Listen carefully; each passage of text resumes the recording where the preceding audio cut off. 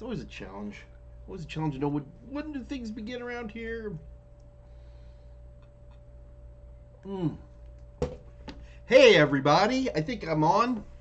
Somebody text me and say something happy to me, so we know that we're up and cooking. All right.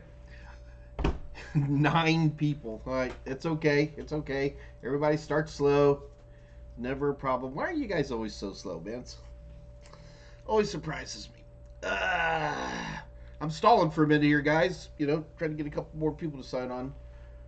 Thank you, Mike. I appreciate the help, man. I really do. Well, I'll tell you what. Before the crowd starts showing up, I'll let you guys in on a little bit of fun I had over the weekend. Went out and shot some dove. I think dove are one of the most delicious game birds you can get down here in Texas, and I love to shoot them. They're very challenging to shoot. They're just fast. They're small birds and they're fast. And I also like shooting dove because it's kind of a late summertime thing here in Texas, which means we don't have to wear tons of. Can I get that up there so you guys can see it? And this is, you just wear a pair of jeans and a camo shirt and a camo hat. That's about all you need. And I do enjoy getting out there. It's just easy hunting. Does that make any sense? You know, we park about, I don't know, the truck is maybe 100 feet from where we're actually pulling the trigger. I mean, how's that for a lazy man's hunt? So we had a lot of fun. A couple of funny things. Well, one funny thing, one kind of funny but not that funny happened. Have you guys ever seen that video? It's like 15 years ago. Randy Johnson, the famous 6'11" pitcher, he actually played for the Astros for an entire season. There is a video on YouTube of Randy Johnson pitching, and as he pitches, a bird gets in the way, and poof, and the bird just turns into this poof, and that's about it. Anyway, so we were out there hunting, and I was there, me and I was with a young man whose name was Henry, 15 years old, 6'2". And Henry and I were standing around a pond. Imagine us around a fairly large-sized pond, and there's some trees and bushes in the background. Anyway, we're hunting these birds. Don't go thinking that a dove goes like, no, dove go like, you know. We're hunting. One of the doves is going. It's way behind Henry, but it turns and starts flying straight at me. I mean, straight at me. The bird is 70 feet away before I even knew it was there.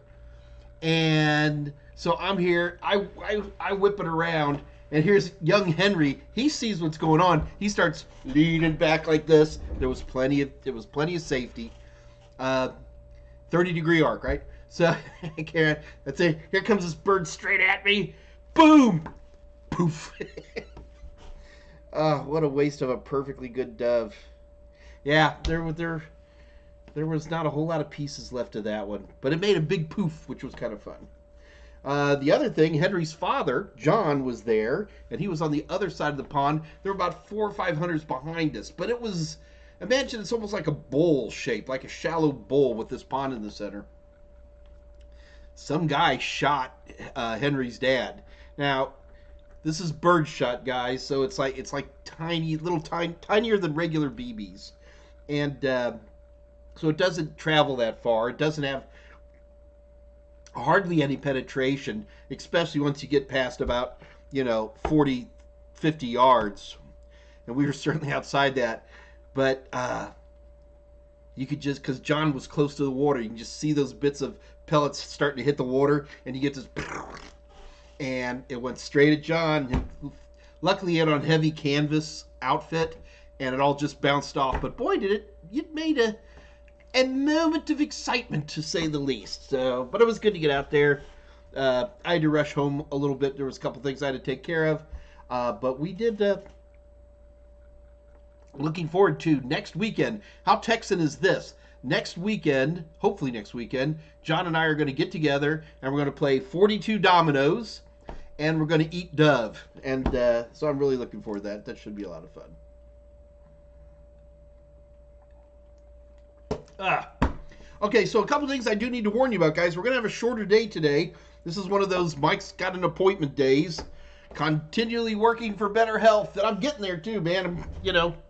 I don't want to sit here and whine about all my maladies, but my maladies are dropping. I actually had a good thing with the doctor going, that's not true anymore. That's not true. Starting to actually mark off maladies. And I'm looking forward to more marking off of maladies soon. How's that for alliteration? But anyway, I've got to make an appointment, so we're only gonna run for about a half hour today. But this is a good day to have a short day because it's gonna start getting really busy around here. Number one, Steve Nicholson, as far as we know, survived the Hurricane Ian intact. His home, as far as we've heard, he's okay.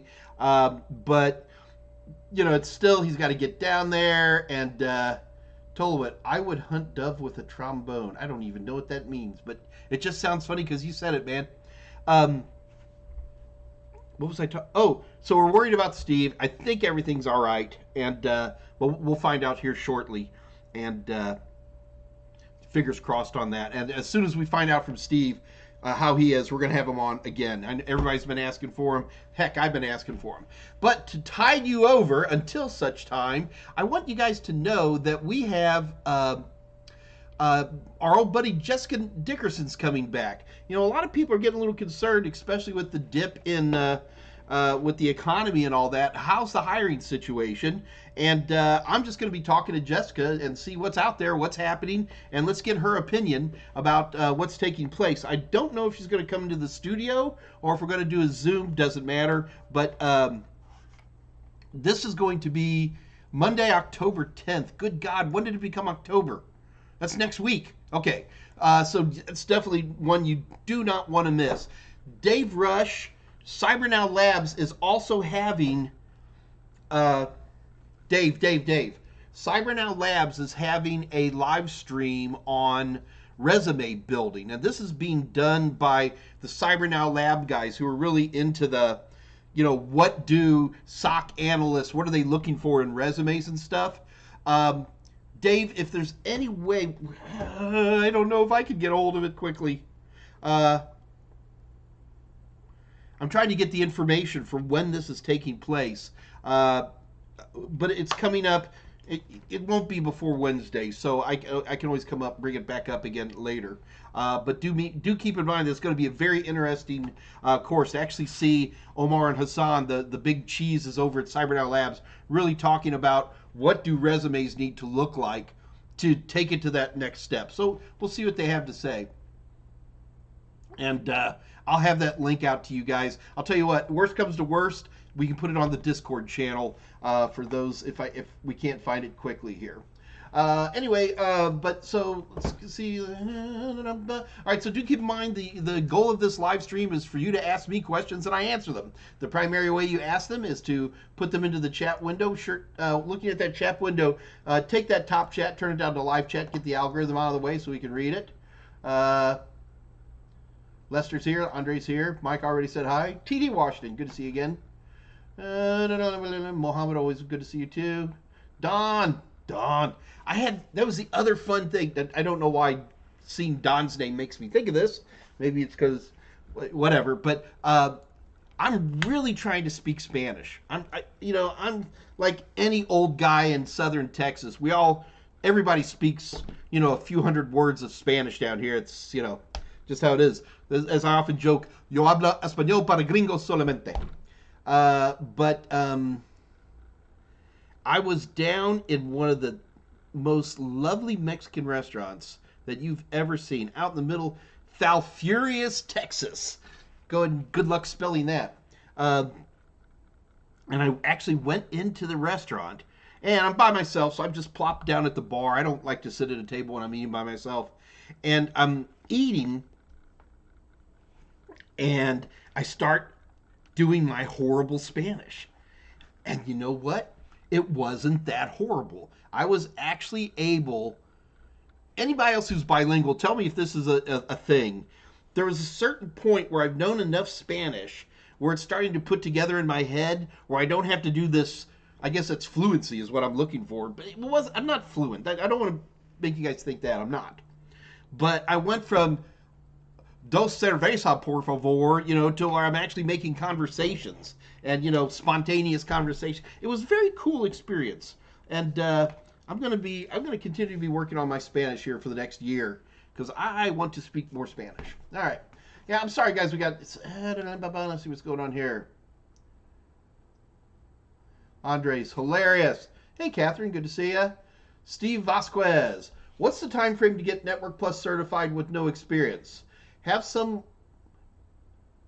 What's the time frame? So, Steve, when I tell people how long does it take to study for a particular certification, I do it in hours, which is actual real hours, okay? Not credit hours. Network Plus, in my experience, takes about 110 to 160 hours. 110 to 150 hours for most people. Now, how well do you study? That comes into it. What amount of experience you have, that comes into it. But for people who have like basic experience, user level experience, about 110 to 150 hours. Sorry, I'm yawning too. Everybody else yawn with me. And one more thing, just because I think it's funny. Okay, Google. All right. I'll stop. What's the time frame to get Network Plus certified with no experience? Steve, about 110, 150 hours in general. I have some IT knowledge since I work in the Genius Bar. Yeah, I think, Steve, you'll be fine. 110 to 150 hours. Just roughly that. Ali Hail Seek. Am I saying that right? All hail Seek. Okay. Hello, I have no experience in IT, but I build gaming PCs for fun. So do I. Does that help getting my CompTIA certification? All hail, it would certainly help with your CompTIA A+ certification. Keep in mind the only CompTIA certification that actually talks about individual systems is the CompTIA A+. And yeah, your ability to recognize RAM sticks and things like that will definitely give you a little bit of a jump. It takes most people about 220 hours to study for the A+ as a system builder. It depends how good of a system builder you are. I mean, are you overclocking? Are you building a lot of different systems so you're seeing different socket types, stuff like that? That could take 30 or 40 hours of your study off of your study. 20%, reduce your study by 20%.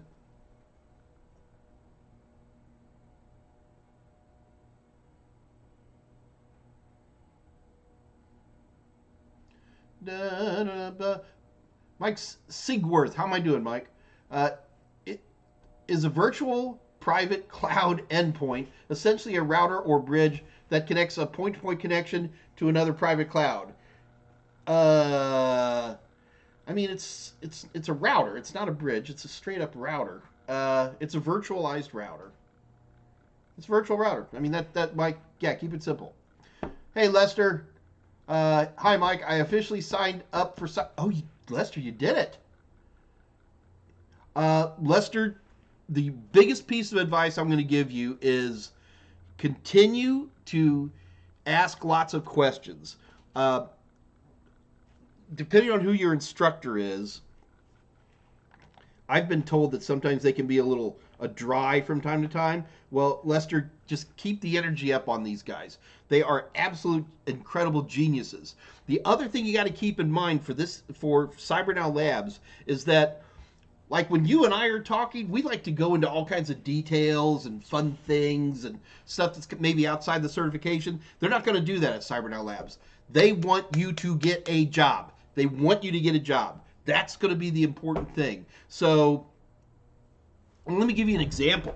I was working with a SIM tool called Splunk, and I'm working with one of the instructors over there at CyberNow Labs.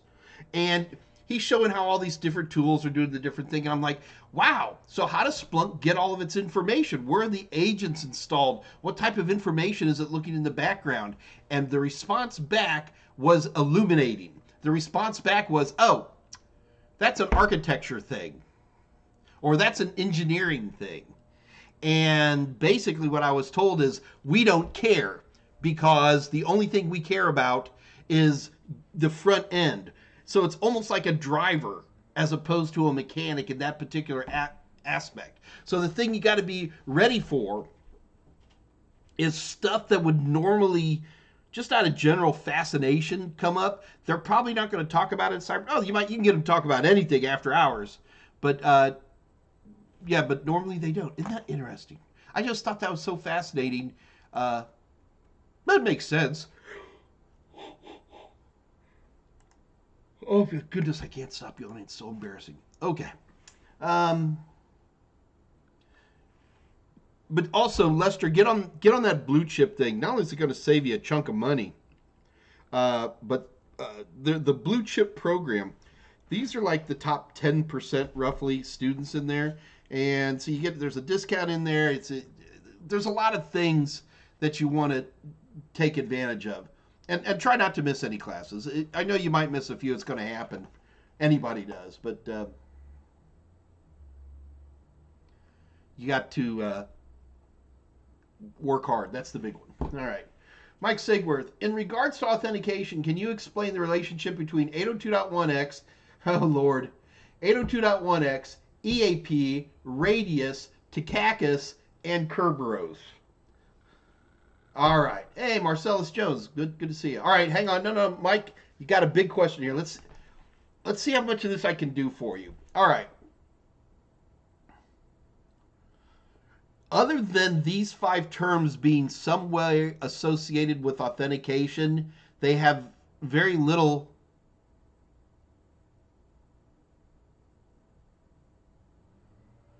Oh, they have very little to do with each other than being authentication things. Like, for example, Radius and Takakis, which would be a great place to start, are both forms of what we call AAA. Radius is used, about the only place Radius is used for authentication anymore is in enterprise level wireless environments. That's about it. Takakis is used even less. Takakis is the authentication tool that's pretty much just used for single sign-on Cisco products. Like if you got 27 routers and 1,500 switches, you can just do a single sign-on and get to all those. What else you got here? Where'd it go? Kerberos is a completely different animal. Kerberos is an authentication methodology that is pretty much used exclusively by Microsoft Windows. Single sign-on and things like that for Microsoft Windows all come from Kerberos. 802.1x and EAP. Okay.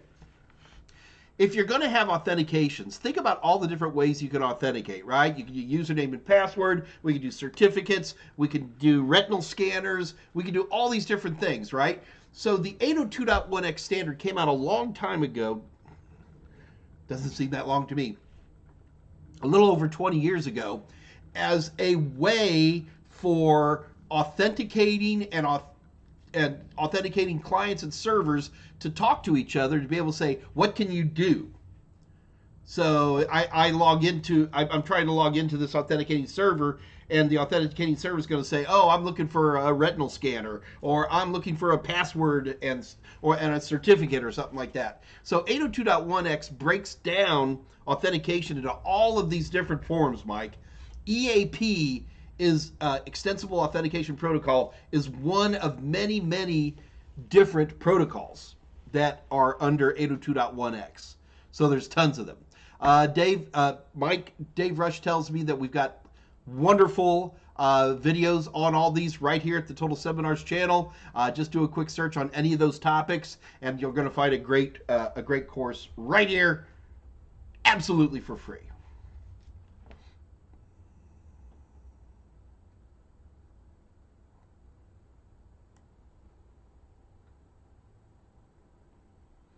Oh God, I'm running short on time already. I'm so sorry, guys. This really is a limited day today. What time is it? It's 20 after already. Okay. Marcellus Jones, Mike, how different do you think the 11 series objectives are from the 10 series objectives? Oh. Also, when will Total Seminars? All right. So Marcellus, before we get started, I got to be a little bit of a pain in the rear end here. There is no 10 and 11 objectives. CompTIA does not base anything on what version of Windows are. CompTIA brings out a new version of A+ roughly every 3 years, and that's to stay with certain ISO standards. Okay, so don't think in those terms. We have the quote unquote old exam, which is about to retire this month, which is a 220 1000X. Okay. So the two exams are 220 1001, 220 1002. These go up to and including Windows 10. Uh, the the new A plus, it's not that new. It's been out now for a few months, which is the 220 1101 and the 220 1102.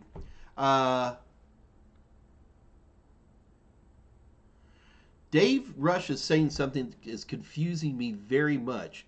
I think he means Dave's helping me in the background here, so I'm going to give you. He says it's now Win 10 and Win 11. Dave, are you telling me that the CompTIA exams are now called Win 10 and Win 11? I don't think that's what he means. Lost in textlation. Oh my God. I think I just invented a new term. I think I've invented a great term. Lost in textlation. I'm going to work on that one. Sorry. So many back channels. Lost in textlation. I'm going to write that one down. Come on, and that is where people are texting each other and we don't understand what the other person's saying. Lost in textlation. All right. I lost where I was talking. What was I talking about? Ah! Oh, so the 1101 and the 1102, CompTIA,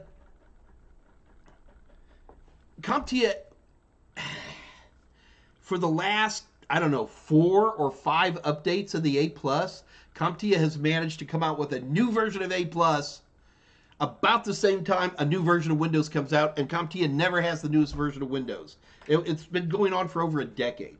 So, with the new exam, the 1101 and the 1102,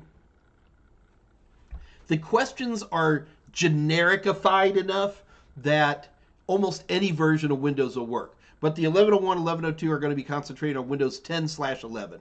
In fact, even CompTIA put a little blurb in there in the objectives for the 220 1102 saying that, they're all kind of the same. Don't worry about it.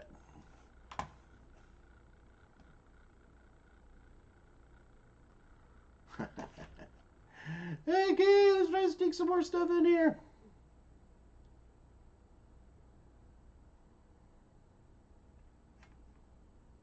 Okay. Totally, you're a wacky guy, man. That's all I can say to you. All right, we got just a few more minutes. Again, I apologize for having a short day, guys, but it's just making me stronger.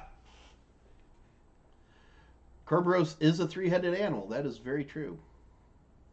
Okay, guys, do keep in mind, please read. I'm going to skip through it. I normally go through all this in detail, but please read the channel, okay? Because in the channel, we've got specials. We've got all kinds of deals. We've got the Discord invitation. So all kinds of stuff in there. Please check that out. We do this every Monday, Wednesday, and Friday. So be it there. And also my LinkedIn profile is in there. So yeah, if you're not first of all, if you're not on LinkedIn, you're making a mistake. Get on LinkedIn. Number 2, if you're on LinkedIn and you're not following me or connecting to me, you're also making a mistake. And while you're in there, you should get Dave Rush too. He's a good guy.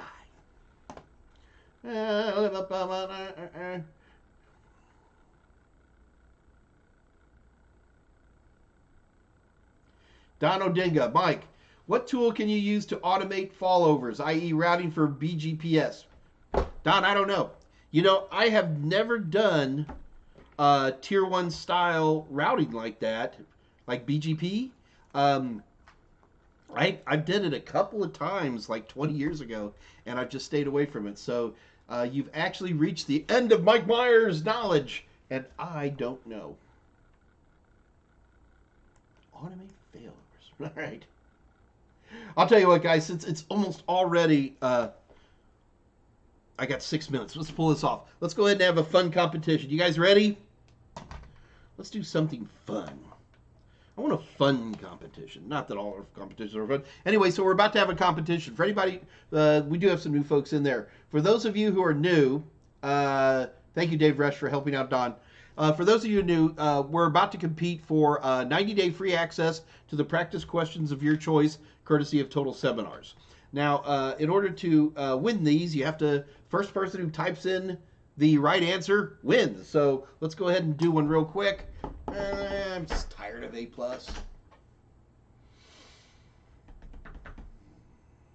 Got a great one. This is a Security Plus question. You ready?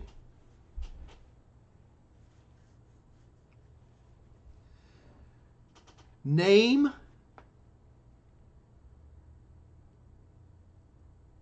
That's too easy. I got to make it harder than that. I was going to come up with an easy question.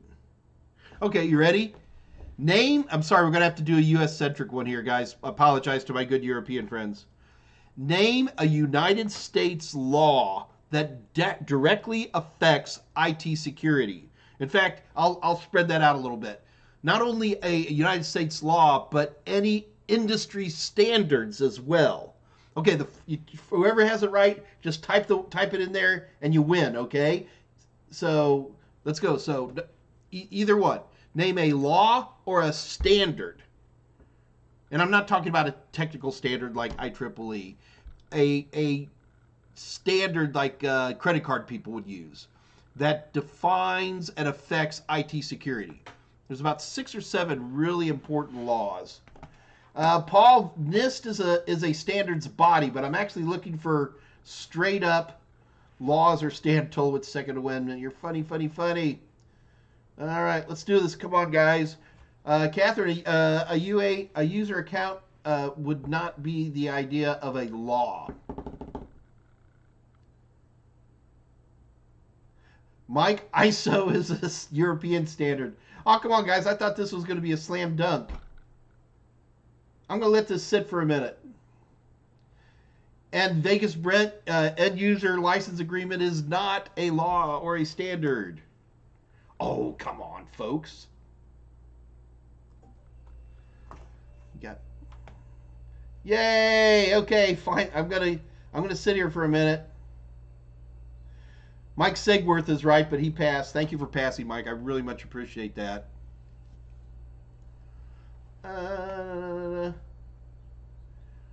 All right, so we're going to call a winner. The winner for this one, even with a typo, is going... People are finding typo. I'm going to give the winner to Matt Miles. Matt, congratulations to you. You have won 90-day free access to the practice questions of your choice with HIPAA. Although I don't think you spelled it. You spelled it like a hippopotamus. It's H... How do you spell HIPAA? This is embarrassing.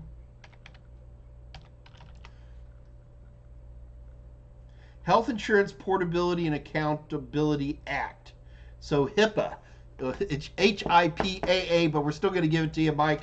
Congratulations to you. Now, Mike, you have just won 90-day free access to the practice questions of your choice. Keep in mind, here at Total Seminars, we call our practice questions the Total Tester. So you have your choice for whichever one you want. However, in order to do that, you're going to have to jump through a couple of hoops. Matt, I'm going to need you to send an email to daver@totalsem.com. So in that email, Matt, put in your YouTube name, which is going to be Matt Miles. And then number 2, put your email address in there. Put it in the body of the email. And then number 3, Matt, tell us which exams you want. Because we've got all kinds of stuff out there. And just head over to www.totalsem. That's TOTALSEM.com, and check out all the different, head into our merchant area, see all the different practice exams, and grab whatever you want. And you get 90-day free access to whatever you choose. So congratulations to you. Andre, is Children's Online Privacy Protection Act real? COPPA? I don't okay.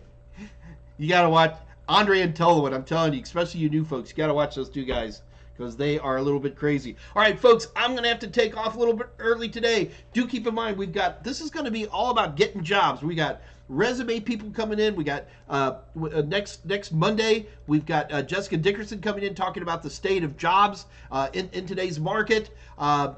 Dave Rush is going to be talking about how to make your own money Okay, I'm kidding. I don't know what Dave's got coming up on Friday, but I can guarantee you it will be good and you will enjoy it. I apologize for the slightly slower show today, slightly shorter show today.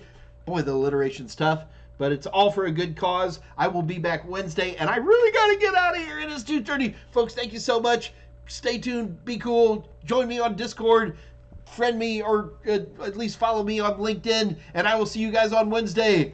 I'm out of here. Bye-bye.